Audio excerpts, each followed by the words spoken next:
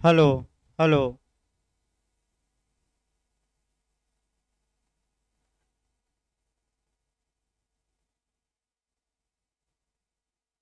आइए आपका corruption act शुरू किया जाए। करप्शन एक्ट में सेक्शन 6 तक बताया गया था। अब हमें जो करप्शन एक्ट का पढ़ना है वह आपका चैप्टर पढ़ना है 3, यानी कि अपराध और शास्तियाँ, यानी कि आपका ऑफेंस और उसके लिए पेनाल्टीज क्या है। तो अपराध और शास्तियों का प्रावधान सेक्शन 7 से लेकर आपका सेक्शन 7 से लेकर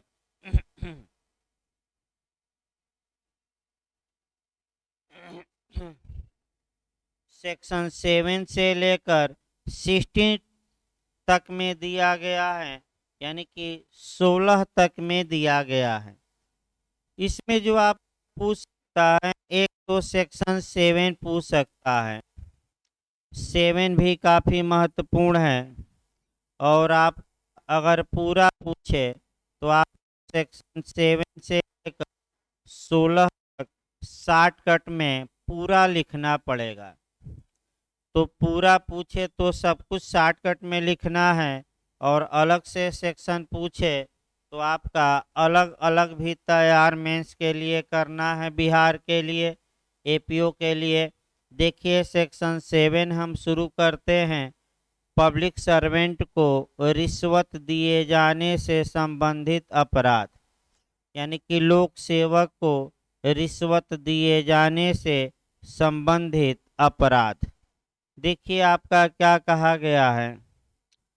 ऐसा कोई लोक सेवक जो, अर्थात जहां तक इस सेक्शन के तहत पब्लिक सर्वेंट की बात है, पब्लिक सर्वेंट वह व्यक्ति माना जाएगा जिसका उल्लेख इस इस अधिनियम की धारा 2C में किया गया है।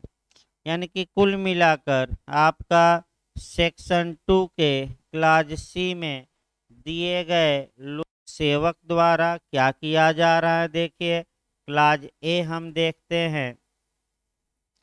किसी व्यक्ति से इस आशय से कोई असम्यक लाभ अभिप्राप्त करता है या प्रतिगृहित करता है या अभिप्राप्त करने का प्रयास करता है कि चाहे वह स्वयं या किसी अन्य लोक सेवक द्वारा किसी लोक कर्तव्य का कार्यपालन अनुचित रूप से करेगा या अनुचित रूप से किया जाए या बेईमानी से किया जाए या करवाया जाए, या ऐसे कर्तव्य के कार्यपालन को पूरा न किया जाए या न करवाया जाए, तो इसे रिश्वत का अपराध हम कहते हैं। अर्थात इसका मतलब ये हुआ कि कोई पब्लिक सर्वेंट है, वह अनुचित रूप से लाभ प्राप्त करता है या एक्सेप्ट करता है, और उसका इरादा ये है कि वह कोई लोक कर्तव्य नहीं करेगा या लोक कर्तव्य कह सकते हैं कि किसी व्यक्ति से न करवाएगा, तो ऐसी दशा में यह कहा जाएगा कि उसने रिश्वत ली। क्लाज बी देखिए। किसी लोक कर्तव्य का कार्यपालन अनुचित रूप से या बेईमानी से, चाहे स्वयं के द्वारा या किसी अन्य लोक सेवक द्वारा करने या करवाने, या ऐसे कर्तव्य के कार्यपालन को पूरा न करने या न करवाने के लिए किसी व्यक्ति से किसी इनाम के रूप में कोई असम्यक लाभ अभिप्राप्त करता है, या प्रतिगृहित करता है या अभिप्राप्त करने का प्रयास करता है, यानी कि कोई लोक सेवक को करने या लोक किसी लोक कर्तव्य को करने के लिए या किसी लोक कर्तव्य को आधा अधूरा ही करने के लिए इनाम के रूप में कोई किसी से धन लेता है या धन लेता है तो ऐसी या धन लेने का प्रयास करता है या धन को एक्सेप्ट करता है, तो हम कहेंगे कि ऐसे लोक सेवक ने रिश्वत लेने का अपराध किया।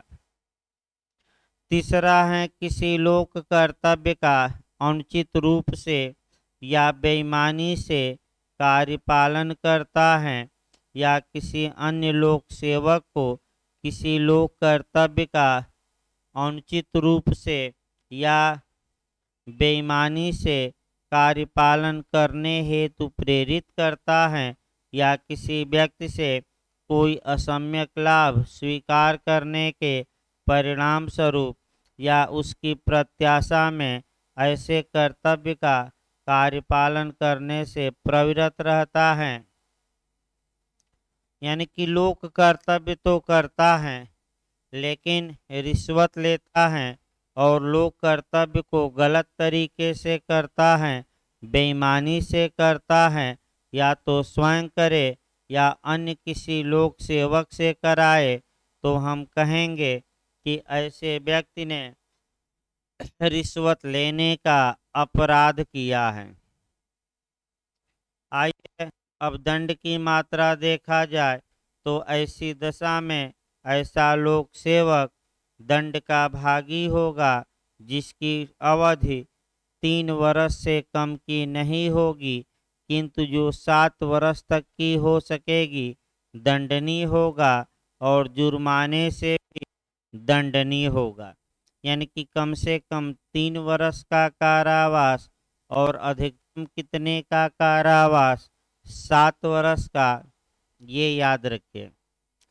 तत्पश्चात आपका एक्सप्लेनेशन है और आपका 2 स्पष्टीकरण है। फर्स्ट एक्सप्लेनेशन बताता है कि इस धारा के उद्देश्य के लिए किसी असम्यक लाभ को प्राप्त करने के लिए सहमत होने, प्रतिगृहित करने या अभिप्राप्त करने का प्रयत्न करने से ही लोक सेवक द्वारा लोक कर्तव्य का पालन स्वयं अपराध का गठन करेगा, चाहे लोक सेवक द्वारा उसका कार्यपालन अनुचित रहा हो या न रहा हो। अर्थात या तो आप ले लिए हैं रिश्वत या लेने का प्रयास कर रहे हैं या रिश्वत अभी लिए नहीं हैं बल्कि लेने के लिए सहमत हो गए हैं, तो ये माना जाएगा कि आपने रिश्वत लेने का अपराध किया, यानी कि यह अपराध माना जाएगा। तत्पश्चात एक इलस्ट्रेशन दिया गया है इस बात को समझाने के लिए, और देखिए उदाहरण क्या कहता है। इलस्ट्रेशन ये कहता है कि एक लोक सेवक एस एक व्यक्ति पी से उसके नेमी माने उसके लिए राशन कार्ड आवेदन को समय से प्रक्रिया में लाने के लिए 5,000 रुपये की रकम उसे देने को कहता है। एस इस धारा के अधीन अपराध का दोषी होगा क्योंकि राशन कार्ड बनवाने के लिए यानी कि अपना कर्तव्य पालन करने के लिए धन की मांग की गई है। हाई एक्सप्लेनेशन नंबर 2 आपका अभिप्राप्त करता है या प्रतिगृहित करता है शब्द को बताती है, या तो स्वयं अभिप्राप्त करे या प्रतिगृहित करे या किसी अन्य के माध्यम से करे। इसमें दोनों दशाओं में रिश्वत लेने का अपराध माना जाएगा। आइए 7A देखा जाए। भ्रष्ट या अविधिपूर्ण साधनों द्वारा या निजी प्रभाव का प्रयोग करके किसी लोक सेवक को प्रभावित करके असम्यक लाभ लेना, तो ऐसा व्यक्ति आपका कम से कम 3 वर्ष तक के कारावास या अधिकतम 7 वर्ष तक के कारावास से दंडनीय होगा। आइए सेक्शन 8 देखा जाए। किसी लोक सेवक को रिश्वत देने से संबंधित अपराध, यानी कि सेक्शन 7 में लोक सेवक रिश्वत ले रहा था और सेक्शन 8 में कोई अन्य व्यक्ति होगा, कोई प्राइवेट व्यक्ति होगा या जो भी हो, जो आपका रिश्वत देगा, तो रिश्वत लेने वाला भी दंडित होगा, रिश्वत देने वाला भी दंडित होगा। रिश्वत लेने वाला सेक्शन 7 के तहत दंडित होगा और रिश्वत देने वाला सेक्शन 8 के तहत। देखिए सेक्शन 8 शुरू किया जाए। किसी लोक सेवक को रिश्वत देने से संबंधित अपराध, ऐसे कोई व्यक्ति जो निम्नलिखित आशय से किसी अन्य व्यक्ति या अन्य व्यक्तियों को कोई असम्यक लाभ देता है या देने का वचन देता है, यानी कि या तो दे दिया या प्रामिस किया है, वादा किया है कि हम भविष्य में आपको असम्यक लाभ देंगे, तो ऐसी दशा में सेक्शन 8 के तहत ऐसा व्यक्ति दंड का भागी होगा। देखिए क्या कहा गया है बैरक में। फर्स्ट, किसी लोक सेवक को कोई लोक कर्तव्य अनुचित रूप से करने हेतु प्रेरित करने के लिए, यानी कि कोई व्यक्ति कोई धन देता है, रिश्वत देता है और इस आशय से देता है कि कोई लोक सेवक अपना कर्तव्य अनुचित रूप से करेगा, गलत तरीके से करेगा, तो हम रिश्वत देने का अपराध इसे कहेंगे। सेकंड है आपका, किसी लोक सेवक को इस प्रकार किसी लोक कर्तव्य को अनुचित रूप से किए जाने के लिए इनाम देता है या देने का वादा करता है, तब भी ये कहा जाएगा कि इस व्यक्ति ने रिश्वत देने का सेक्शन 8 के तहत ऑफेंस किया है। तो ऐसी दशा में जो दंड की मात्रा है वह कारावास से जिसकी अवधि 7 वर्ष तक की हो सकेगी और जुर्माने से या दोनों से दंडनीय होगा, यानी कि 7 वर्ष से अनधिक के कारावास से ऐसा व्यक्ति दंडित हो सकता है।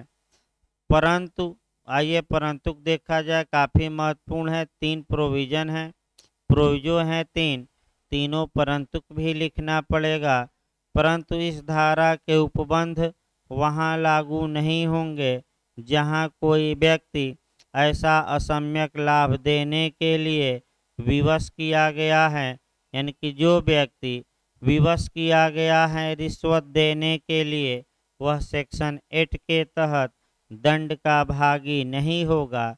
दूसरा देखिए, परंतु यह और कि इस प्रकार विवश व्यक्ति ऐसा असम्यक लाभ देने की तारीख से 7 दिन के अवधि के भीतर इस मामले की रिपोर्ट विधि प्रवर्तन प्राधिकारी या अन्वेषण अभिकरण को देगा, यानी कि जब रिश्वत दे दिया विवश होकर, तो उसका कर्तव्य है कि वह 7 दिन के अंदर 7 डेज के अंदर विधि प्रवर्तन अधिकारी या इन्वेस्टिगेशन एजेंसी को इसकी सूचना दे। फिर परंतु कहा गया है, परंतु यह भी कि जहां इस धारा के अधीन अपराध किसी वाणिज्यिक संगठन द्वारा किया गया है वैसा वहाँ ऐसा वाणिज्यिक संगठन जुर्माने से दंडनीय होगा। यानी कि चूंकि वाणिज्यिक संगठन एक आपका कृत्रिम व्यक्ति है, अतः वह कारावास से दंडनीय न होकर उसके ऊपर केवल और केवल फाइन लगाया जा सकता है, जुर्माना लगाया जा सकता है। इसके बाद आपका एलस्टेशन दिया गया है। एलस्टेशन देखिए, कोई व्यक्ति पी लोक सेवक एस को सुनिश्चित करने के लिए 10,000 की रकम देता है कि सभी बोली लगाने वालों में से उसे अनुज्ञप्ति प्रदान की जाए। पी इस धारा के अधीन अपराध का दोषी होगा। फिर आपका एक्सप्लेनेशन है, स्पष्टीकरण देखा जाए। स्पष्टीकरण ये बताता है कि इस बात का कोई महत्व नहीं होगा कि वह व्यक्ति जिसे असम्यक लाभ दिया गया है या देने का वचन दिया गया है वही व्यक्ति हैं जिस व्यक्ति ने संबंधित लोक कर्तव्य करना है या किया है। और इस बात का भी कोई महत्व नहीं होगा कि ऐसा असम्यक लाभ उस व्यक्ति को सीधे या किसी अन्य पक्षकार के माध्यम से पहुंचाया जाता है या पहुंचाने का वचन दिया जाता है। इसके बाद आपका सेक्शन 9 आता है, किसी वाणिज्यिक संगठन द्वारा किसी लोक सेवक को रिश्वत देने से संबंधित अपराध। तो अगर कोई वाणिज्यिक संगठन किसी लोक सेवक को रिश्वत देने का अपराध करता है, ऐसी दशा में वह केवल और केवल जुर्माने से दंडनीय होगा। यानी कि और ऐसा जुर्माना उस संगठन से वसूला जाएगा। लेकिन यह विधि का पूर्ण नियम नहीं है।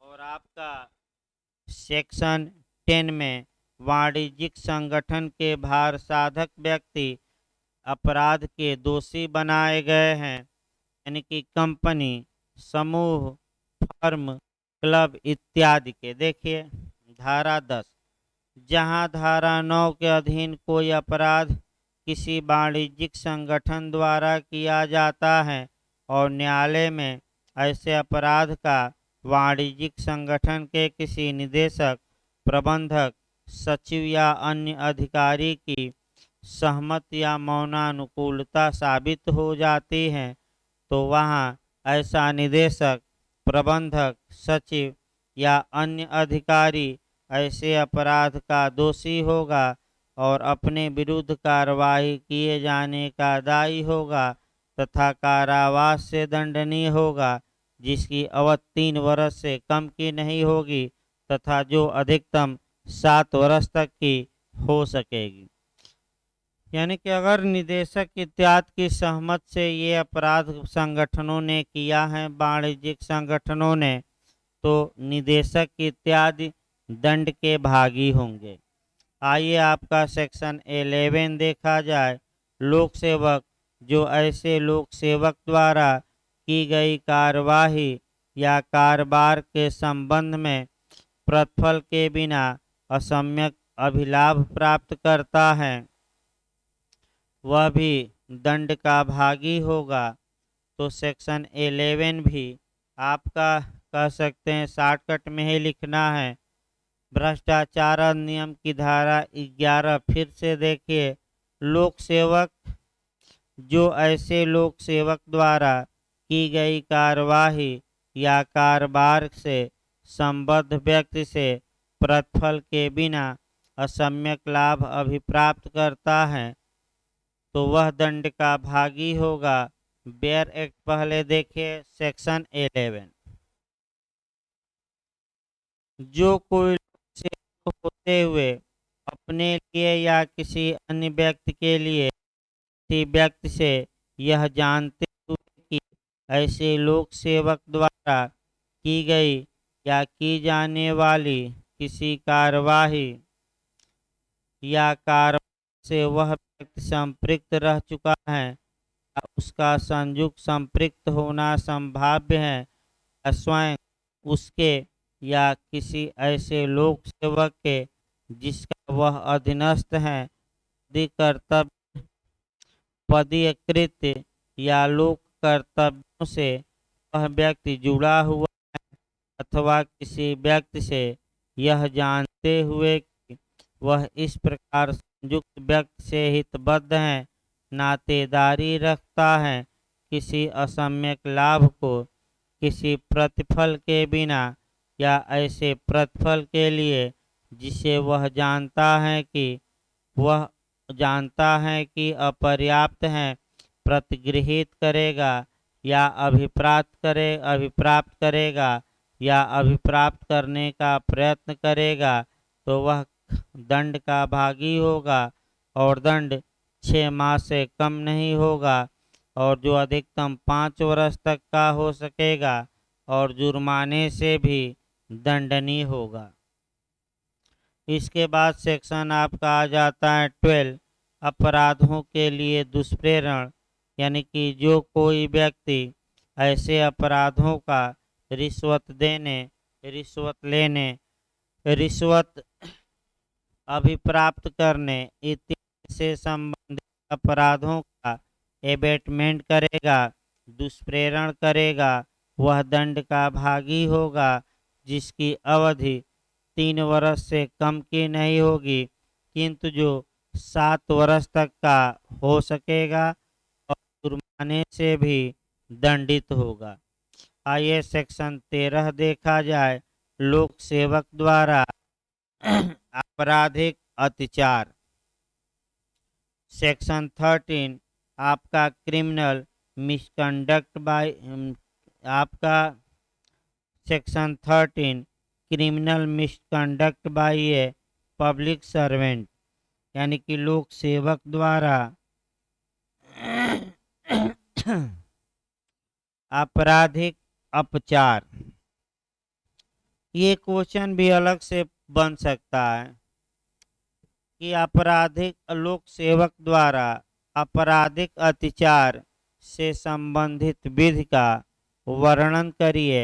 ये मेंस में भी अलग से क्वेश्चन बन सकता है। देखिए सेक्शन 13 चल रहा है, पहला क्लास, कोई लोक सेवक आपराधिक अत्याचार करने वाला कहा जाएगा, क्रिमिनल मिसकंडक्ट करने वाला कहा जाएगा। कब कहा जाएगा, ये पॉइंट मेंस के लिए भी याद रखना है।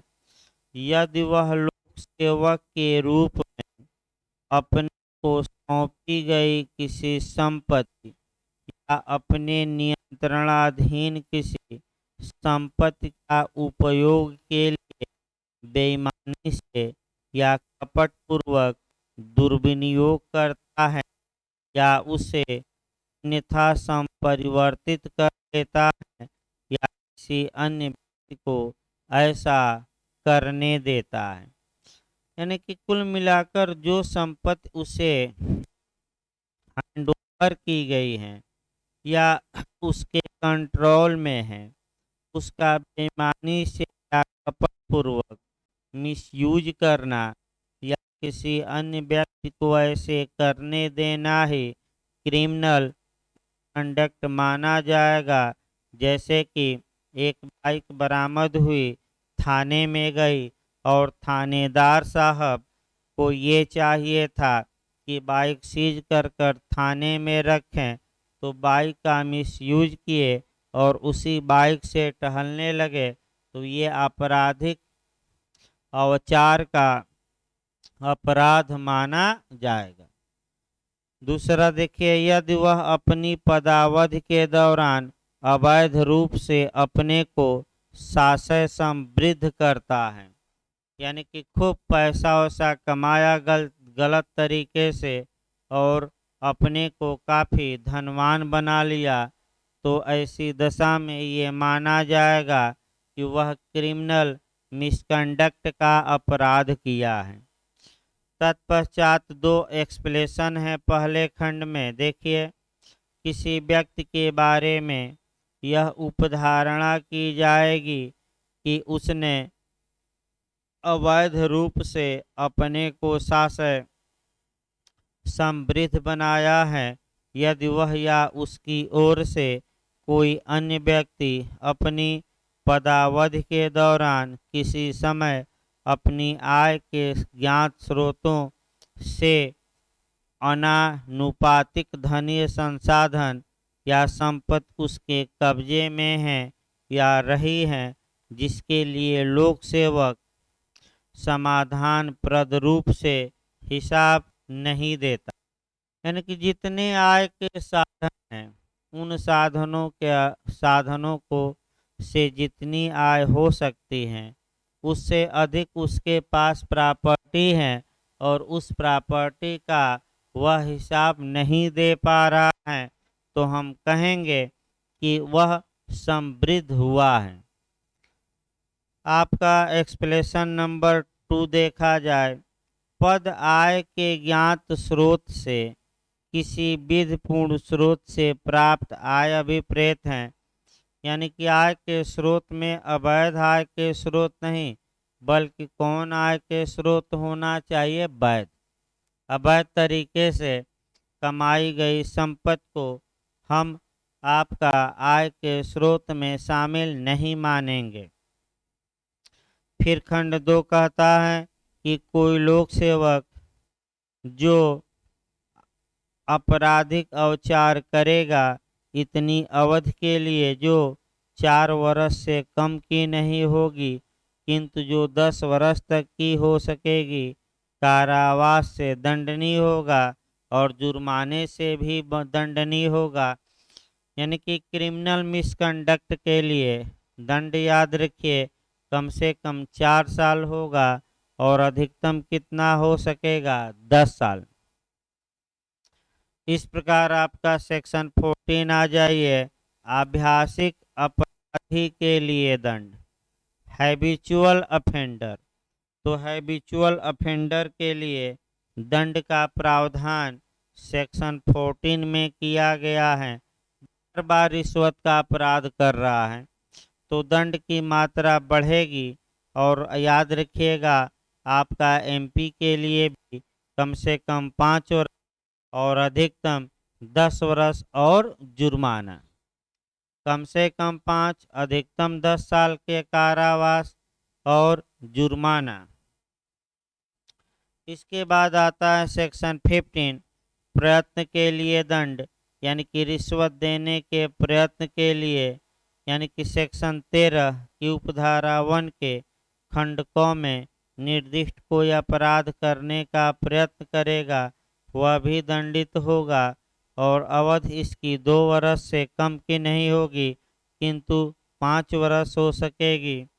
इसके बाद सेक्शन 16 आता है, जुर्माना नियत करने के लिए ध्यान में रखी जाने वाली क्या बातें हैं।